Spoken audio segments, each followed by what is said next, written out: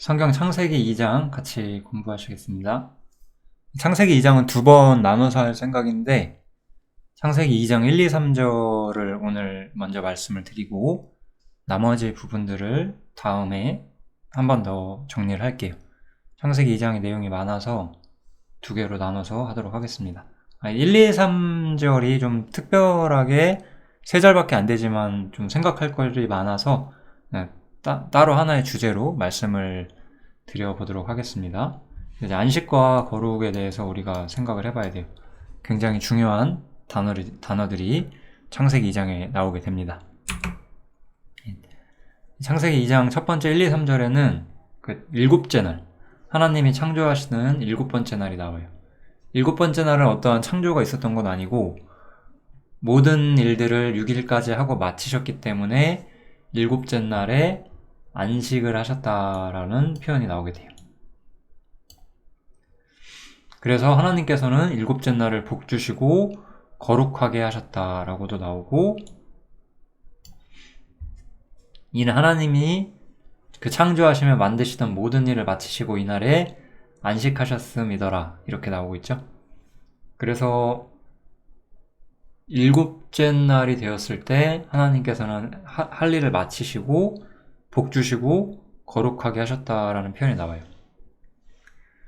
우리가 거룩이라는 단어에 대해서 좀 많이 오해하고 있는 경우가 있어요. 특히 이제 정말로 거듭난 그리스도인들은 이 거룩이라는 목표에 대해서 좀 완전이랑 오해하는 경우도 있고, 이 거룩을 추구하면서 약간 좌절하게 되는 것도 있고 해서 성경에서 우리 그리스도인들이 거룩이라는 단어를 어떻게 봐야 하느냐, 이런 이야기를 좀 해드리려고 해요. 단순히 우리가 뭐 깨끗하고 성별되게 전혀 죄 안 짓고 살려고 하는 것, 그런 것이 성경이 말하는 거룩은 아니거든요. 그래서 이 거룩이라는 단어가 어떻게 쓰이고 있느냐, 이 부분을 아마 말씀드릴 수 있는 좋은 계기가 될 것 같습니다. 일단 안식에 대해서 우리가 먼저 보면, 안식은 율법에 미리 기록이 되어 있죠. 그러면서 이 안식이 이 창세기와 연결된 것이다 라고 하나님께서 말씀을 해주세요. 엿새 동안 나 여호와가 하늘과 땅과 바다와 그 가운데 모든 것을 만들고 제7일에 쉬었음이라. 그러므로 나 여호와가 안식일을 복되게 하여 그날을 거룩하게 하였느니라. 이렇게 나오죠. 하나님께서는 할 일을 마치시고 안식하셨고 안식일을 복되게 하여서 그 날을 거룩하게 하였다라고 나와요. 거룩하게 한다는 말은 성별된다는 뜻인데요. 사람이 거룩하게 행동해야 된다라고 성경에서는 잘 쓰이지 않아요. 다른 느낌으로 훨씬 더 많이 쓰이고 있죠. 여기서 안식일이라는 날 자체를 하나님께서 거룩하게 구별하셨다. 이것이 바로 안식과 거룩이 율법에서 사용된 첫 번째 중요한 의도가 될 겁니다. 이런 것들을 이제 어떻게 적용시키는지, 그게 우리가 지금 살펴볼 이야기가 될 거예요. 안식이란 거는 무엇이냐? 안식이란 거는 이제 여기 나와 있는 제가 두세 구절을 좀 드렸는데요. 먼저 안식이란 것은 쉬는 거예요. 모든 일을 마치고 쉬는 거예요. 이미 그의 안식에 들어간 자는 하나님이 자기 일을 쉬심과 같이 자기 일을 쉬느니라. 안식은 진정 쉼이 올 때까지는 안식이 오는 게 아니라는 거죠. 여기서 의도는 우리가 예를 들어 유대인 같은 경우에는 이제 정해진 안식이 있었잖아요. 그날만 쉬는 거였거든요. 근데 하나님께서 안식일을 정해주신 가장 근본적인 목표는, 안식일이라는 것은 우리가 6일 동안 일을 해요. 우리가 6일 동안 일을 하고 마지막 하루는 쉬어요. 이것은 하나님이 의도하시는 바가 뭐냐면, 그래서 우리의 수고에는 끝이 있고 그 종착지에 안식이 있다라는 것을 말하고자 하는 의도가 있는 거예요.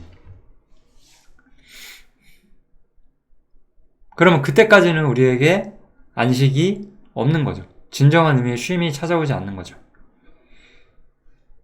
예수께서 저희에게 이르시되 내 아버지께서 이제까지 일하시니 나도 일한다 하시매 라고 나오죠.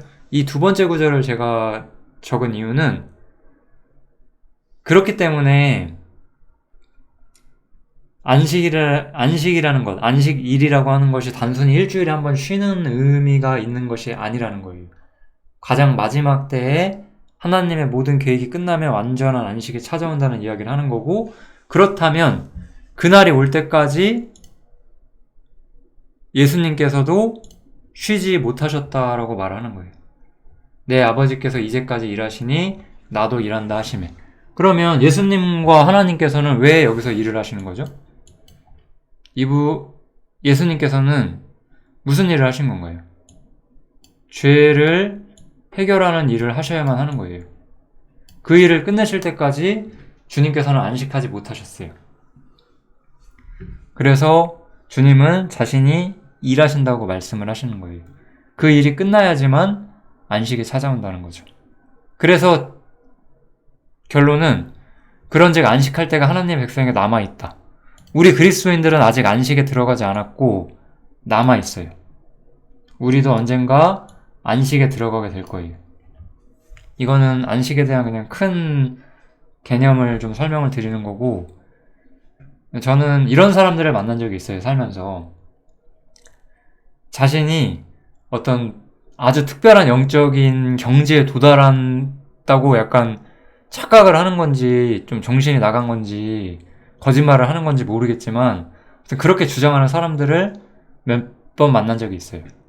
그 사람들은 주변 사람들의 평판은 사실 그렇게 좋진 않았어요.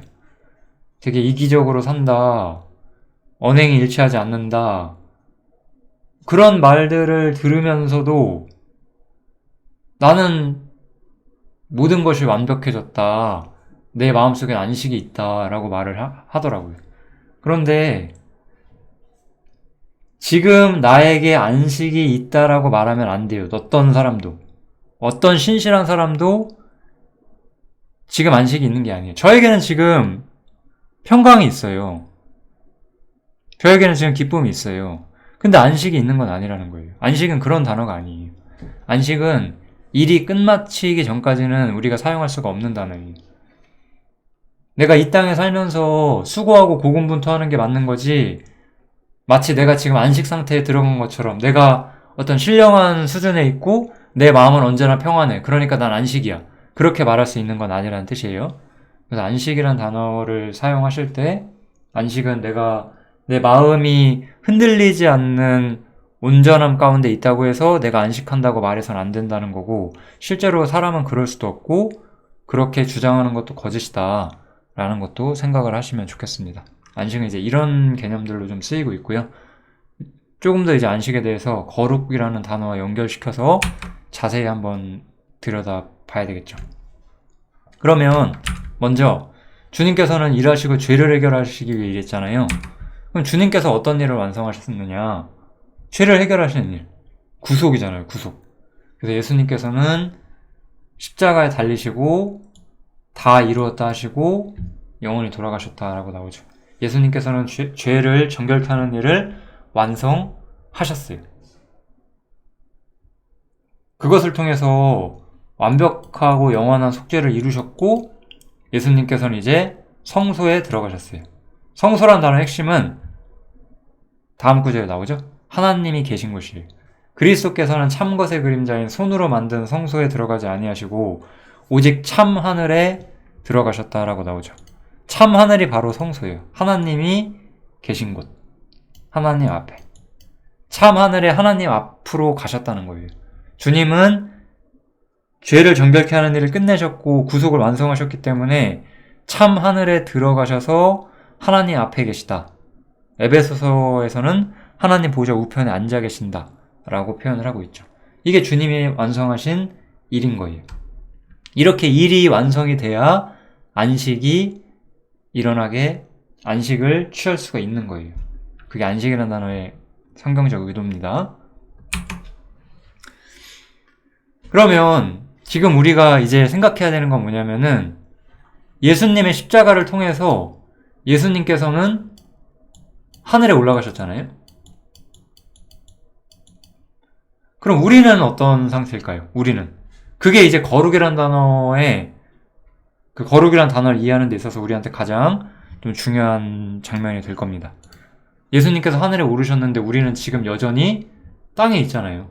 우리는 지금 땅에 있단 말이죠. 우리가 하나님 보좌에 이미 우편에 이미 앉아 있는 것으로 우리를 봐주시긴 하지만 우리는 실제로 이 땅에서 여전히 살고 있고 안식의 날을 기다리고 있잖아요. 그런 측면에서 이제 우리가 거룩이란 단어를 이해를 해줘야 되는 거예요. 그래서 먼저 출애굽기 15장인데요. 출애굽기 15장에서 어떤 장면이 나오는지 혹시 그 맥락을 기억을 하시는 분들이 있으실란가 모르겠네요. 출애굽기 14장에서 보면은 출애굽기 14장에서 홍해를 건너는 장면이 나와요. 이 홍해를 통과하는 것이 바로 구속이에요. 여기서 좀 오해하시면 안 되는 게 우리가 홍해가 있고 또 6월절이 있잖아요. 6월절. 그러면 우리가 6월절에서 피가 그 집을 덮고 그래서 심판의 사자가 집에 들어오지 못하잖아요. 그러니까 여기서 용서를 받았다라고 생각할 수 있지만 그거는 개인의 구원을 말하는 거예요. 이거 한번 정리를 좀 하는 게 좋을 것 같은데 6월절이라는 것은 피를 통해서 심판을 면하는 거죠. 이것이 의미하는 것은 우리 개인의 뭐라고 할까요? 용서? 사면이라고 할게요. 우리 개인이 사면을 받는 거예요. 그럼 이런 사람들의 예가 뭐가 있을까요? 이런 사람들의 예가. 예를 들면 아벨, 아브라함, 쭈르륵 그 자손들 있죠? 요셉까지 이렇게 세 사람만 예로 들어볼게요. 노아 같은 사람도 있을 수가 있겠죠. 그런데 홍해는 우리한테 뭘 말하냐면은 홍해는 구속을 의미를 하고요. 홍해가 구속을 의미한다는 게 무슨 교훈을 우리한테 주느냐? 구속이라는 것은 개인의 사면이 아니라 하나님께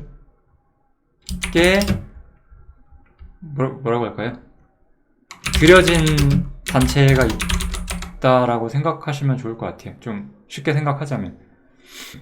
그리고 이 안에서 하나님께서 여기서 여기가 이제 중요한 건데 여기에 하나님이 함께 하신다는 거예요. 이게 왜 홍해가 이런 일이 발생하냐? 홍해를 건너고 나면 이제 성막이 지어지게 돼요.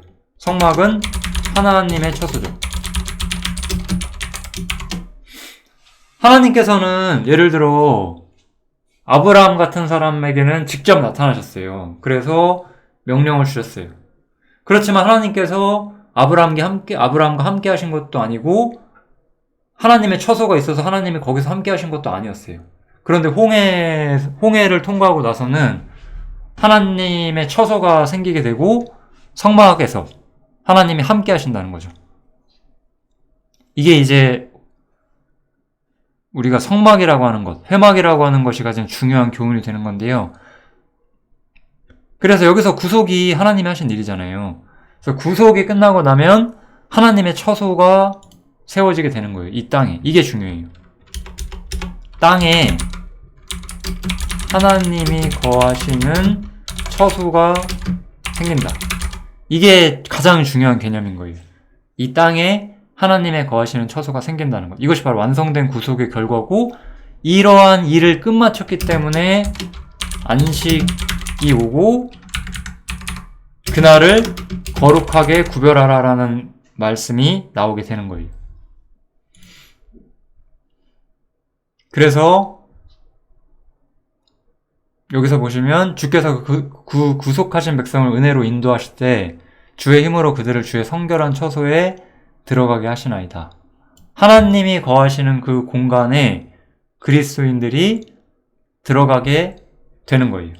물론 구약에서 이것은 예표예요. 왜냐하면 성막은 사실상 그림자에 불과했어요. 왜냐하면 실제로 하나님이 계신 곳은 지성소인데 지성소에 들어갈 수 없었어요. 이 지성소에 들어갈 수 없었다는 것은 구약시대 때는 하나님의 임재가 없었다. 이것을 상징하고 있는 거잖아요. 이게 바로 히브리서 9장에서 우리한테 중요하게 해주는 말이죠. 구약시대 때는 하나님의 임재가 없었어요. 즉 하나님이 정말로 거하시는 처소가 없었다는 거예요. 성막을 예로 들면 성막 지성소에 하나님이 계신데 지성소 안에 하나님이 계신데 사람은 이 지성소에 있지를 못하고 지성소 바깥에 있어야 돼요. 밖에서 제사장과 레위인과 나머지 이스라엘 민족들이 있죠. 그러니까 진짜로 거기 있지는 못했어요. 그런데 구속이 완성된 이후에는 땅에 하나님이 거하시는 처소가 정말로 생기죠. 왜냐하면 우리가 성령의 전이 되니까요. 이것이 이제 신약시대 때는 예수의 십자가를 통해서 성령이 내주하시는 것으로 우리에게 성취가 되는 거예요. 이러한 개념들을 잘 이해를 하셔야 돼요. 그래서 우리가 성소에 들어갈 수 있는 사람들이 되었고 하나님 앞에 당당히 나아갈 수 있는 사람들이 되었다. 이렇게 우리가 생각을 하시면 될 것 같아요. 이게 지금 우리의 위치예요. 우리가 땅에 있지만 하나님의 처소가 되었고 하나님의 임재 속에 우리가 거하고 있고 하나님이 우리와 함께 하시고 우리가 하나님께 당당히 나아갈 수 있는 것. 이것이 전부 완성된 구속의 결과로 우리에게 주어졌다는 거죠. 그러면 거룩이란 건 무엇이냐? 거룩이란 건 결국 하나님께서 무엇이라고 말씀하시냐? 내가 거룩하니 너희도 거룩해야 한다라고 말씀을 해주세요. 우리가 이 말씀 때문에 거룩해야지 이렇게 생각하면서 그 거룩한 게 행동하는 것이 뭔가 죄를 안 짓는 사람이 되는 것. 물론 이게 죄를 지어도 된다는 뜻은 아니에요. 그것이 마치 거룩의 모든 것인 것처럼 우리가 착각하게 된다는 거죠. 거룩은 아까 뭐였죠? 거룩은 하나님께서 일곱째 날을 복 주셔서 거룩하게 구별하셨고 그 이유가 뭐다? 그것은 하나님께서 모든 일을 마치시고 이날에 안식하셨기 때문이라는 거예요. 그러니까 거룩은 그럼 결론이 뭐예요? 거룩은 하나님께서 자기 일을 마치시고 하나님의 처소에 계실 때 우리들이 거기에 들어갈 자격을 얻었기 때문에 우리에게 주어지는 명령이라는 거예요. 하늘에 하나님이 안식하시고 땅에 우리가 있는 동안 하나님께서 거룩하시기 때문에 너희도 이 거룩을 지켜야 된다. 이것이 바로 성경에서 말하는 거룩이라는 단어의 의도라는 거예요. 이게 가장 그리스도인들이 생각해야 되는 거룩이라는 단어가 가진 중요한 의도가 됩니다. 그래서 이 거룩이라는 단어는 항상 그래 내가 구원받았으니까 거룩해져야 돼 이렇게 생각하셔서는 안 돼요. 예를 들어 아까 여기 이거는 이제 레위기죠. 레위기 11장 비슷한 구절을 말해놔가지고 레위기 11장인 것 같거든요. 레위기 11장을 제가 써놨는데 예를 들어 이게 고린도 전서에도 베드로 전서에도 나오잖아요. 베드로 전서에서도 바울이 베드로가 이 레위기를 인용하면서 우리가 거룩해져야 한다고 하잖아요. 그러니까 신약 성경에서 내가 거룩해져야 돼. 막 절대적으로 깨끗한 사람이 되어야 돼. 이렇게 생각하면 우리는 그렇게 되지 못하는 것 때문에 좌절하게 되는 거잖아요. 그래서 거룩이라는 단어를 그렇게 사용을 하면 안 돼요. 먼저 우리가 생각해야 되는 것은 거룩을 우리가 이미 얻었다는 거예요. 이 뜻을 쫓아 우리 예수 그리스도의 몸을 단번에 들이심으로 말미암아 우리가 거룩함을 얻었다라고 말하고 있죠. 이미 우리가 거룩함을 얻었다는 측면을 중요하게 생각하고 있고 고린도전서에서도 이 이야기가 나오죠.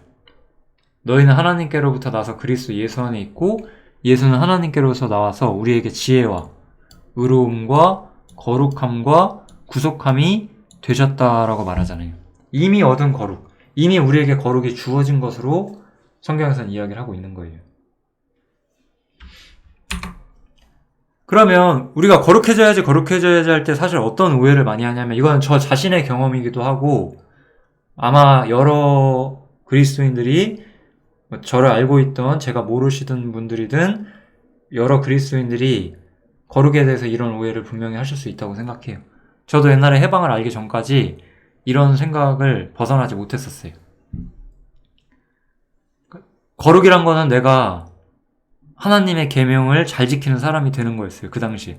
우리 예를 들어서 거룩에 대한 책들 한번 사서 읽어보세요. 다 뭐 어떻게 하면 범죄에서 멀어질 수 있느냐, 어떻게 하면 세상의 더러움으로부터 멀어질 수 있느냐, 이런 게 이제 거룩이라고 생각을 하잖아요. 그러니까 내가 그런 걸 추구하면은, 그 추구하는 것 자체는 나쁜 건 아닌데, 내가 하고 있는 삶의 모습을 내가 생각을 해보면, 나는 그리스도 안에서 의롭게 되려고 하다가 도리어 죄를 짓게 하고 있는 거죠. 그리스도께. 이런 상황이 되는 거예요, 실제로는.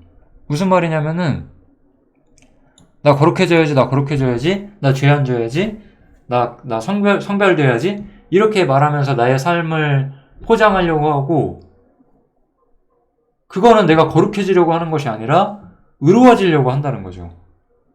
거룩해지려고 하는 삶의 태도가 아니라는 거예요, 그건. 근데 우리는 그거를 거룩이라고 생각을 하게 돼요. 그거는 의롭게 되려고 하는 건데. 이런 부분에 많은 오해를 합니다, 여러 사람들이. 그래서 그런 측면에서 내가 완전함을 추구한다든지 뭔가 발전을 추구하는 것은 어떤 점에서는 거룩에 대한 오해 때문에 내가 거룩해지고자 하는 것이 아니라 의롭게 되려고 하는 게 되는 거죠. 사실 우리가 이미 의로워졌기도 했어요. 그래서 거룩이라는 것을 그런 측면에서 접근을 하시면 안 돼요. 그게 제가 창세기 2장에서 안식과 거룩을 따로 이야기를 하는 이유가 됩니다. 제가 이렇게 옛날에 거룩을 추구할 때 제 자신을 보면서, 나는 너무 죄인이잖아요. 내 마음속은 너무 악하잖아요. 내 마음속은 너무 더럽고. 그러니까 생각을 한 거죠. 나도 하나님 명령하신 것처럼 내가 거룩하고 성별되고 깨끗한 사람이 되고 싶은데 왜 나는 그러지 못할까? 계속 그런 고민을 했던 거예요. 그러니까 거룩해져야지. 또 하나님, 또 그 당시에 구약 성경을 보면서, 그래, 예를 들어 모세에게 하나님께서 말씀하시잖아요. 내가 서 있는 곳은 거룩하니까 네가 신을 벗어라, 이런 얘기 하잖아요. 그러니까 내가 하나님 곁에 있으려면 내가 거룩해져야 되는구나. 근데 내 마음속을 보면 이렇게 더러운데 어떻게 내가 하나님 곁에 설 수 있을까? 그러니까 제가 지금 말했던 이미 얻은 거룩을 전혀 이해하지 못하고 있었다는 거죠, 그 당시에는. 저 자신도. 그래서 거룩이 뭐지? 어떻게 하면 내가 거룩에 도달할 수 있지? 고민을 진짜 많이 했어요. 그러다가 창세기를 보면서 상당히 좀 충격을 받았어요. 왜냐면은 그때까지 나나 내 주변에 있는 소위 그리스도인이라고 하는 사람들은 전부 다 자신들의 행실을 통해서 거룩을 이루려고 했단 말이에요. 그런데 우리가 다시 창세기 2장을 보면 사람의 행위와 상관없이 그냥 하나님께서 어떤 날짜를 거룩하게 한다는 거예요.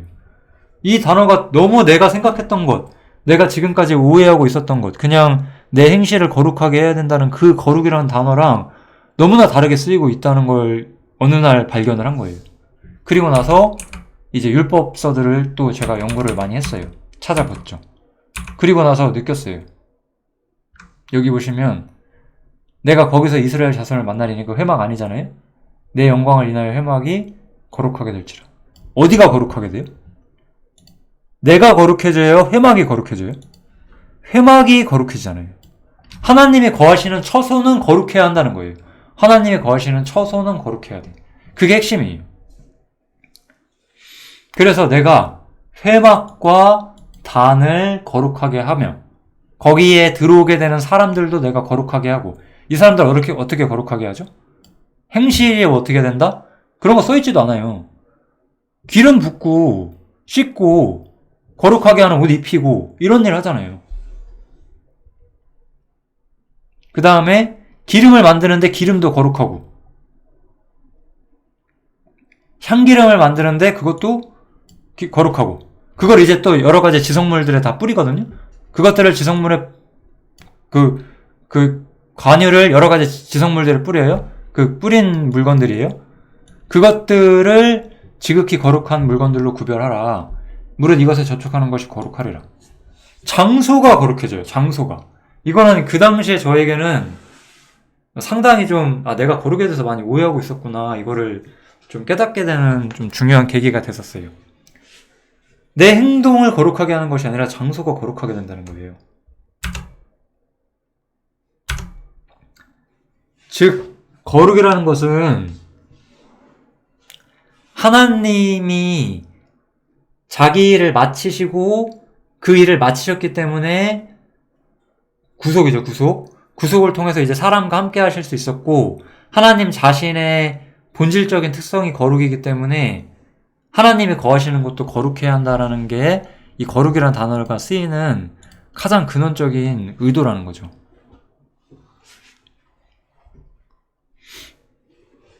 즉, 우리한테 그럼 이 구절이 의도하는 건 뭘까요? 우리가 부르심에 합당하게 생활해야 된다는 말을 하는 거예요. 부르심에 합당하게.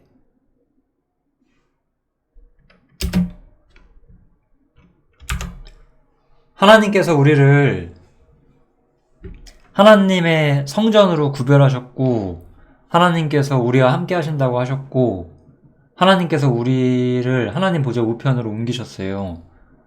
그 모든 사랑과 은혜에 합당한 삶을 살아가라고 하는 거지, 뭐 완전한 성별, 완전한 거룩, 이런 측면, 그 도덕적 완전을 추구하라는 뜻이 아닌 거예요. 거룩이라는 단어는. 거룩이라는 단어는 그렇게 쓰지 않아요. 마지막으로 이제 음식에 대한 이 바울의 생각 하나를 좀 보여드릴 텐데요. 이거는 제가 예전에 교회에 있을 때 정말로 들었던 이야기인데, 이게 아마 성경이 여기서 끊어졌나 그랬을 거예요. 저도 정확히 기억은 안 나는데, 이게 성경에 다 연결되어 있는 거잖아요. 근데 아마 이렇게 해서 성경이 이렇게 끊어져 있거든요. 그러니까 이제 제가 예전에 있었던 교회는 이 말씀을 사용해서 말씀과 기도로 우리가 거룩해질 수가 있어요. 이렇게 설교를 하셨어요. 그러니까 우리가 말씀을 많이 읽고 하나님께 기도하면 우리의 삶이 거룩해진다. 이렇게 말을 하는 거죠. 근데 그 얘기가 전혀 아니에요. 이게 문맥이랑, 그래서 성경의 문맥이 진짜 중요한 거예요. 여기서 바울은 거룩을 어떻게 사용하고 있느냐? 한번 보세요. 어떤 사람이 양심에 화에 맞아서 외식하면서 거짓말을 해요. 근데 이 사람들이 뭐라고 하냐? 결혼하면 안 되고 식물을 폐하라. 어떠한 식물을 먹지 말라는 명령을 한 거겠죠? 근데 바울은 뭐라고 해요? 식물은 하나님께서 지으신 바기 때문에, 식물은 이제 음식이잖아요? 진리를 아는 자들과 믿는 자들, 이런 사람들이 감사함으로 받을 것이다. 하나님이 지으신 모든 것이 선함에 감사함으로 받으면 버릴 것이 없다. 라고 말하는 거죠. 예를 들어 여기 우리 밥상에 먹을 게 올라왔어요. 어떤 외식하는 자가 이거는 예를 들어서 소고기라고 칠게요. 소는 먹으면 안 돼. 예를 들어 이렇게 말을 했어요. 근데 어떤 종교적 이유로 그 사람이 그렇게 말하겠죠? 근데 우리는 어떻게 반응해야 돼요? 하나님이 지으신 모든 것은 선하기 때문에 버릴 것이 없다. 어떻게 거룩해지냐? 옛날에 이스라엘 사람들 어땠어요? 아까 보면 이스라엘 민족들은 그 회막 안에서 거룩한 관여를 들이붓는다든지 이런 방식을 통해서 거룩하게 성별했잖아요. 이제 우리는 그러면 그렇게 성막을 짓고 우리가 그렇게 거룩하게 해요? 그렇진 않아요. 근데 우리는 하나님의 말씀을 믿고 하나님이 주시는 음식을 하나님이 주신 걸로 믿고 우리가 하나님이 주시는 모든 음식에 감사하잖아요. 우리가 대부분 사실 하시는 분들도 있고 안 하시는 분들도 있지만 식사에 대한 감사기도도 원래 기독교의 전통 중에 하나잖아요.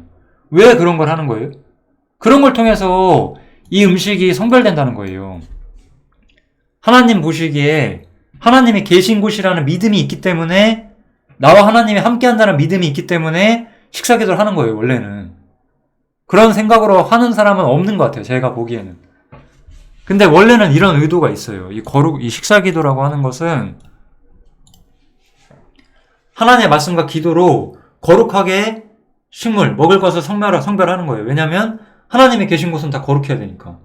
내 행실이 거룩해서 완전해져야 된다는 말은 아니에요.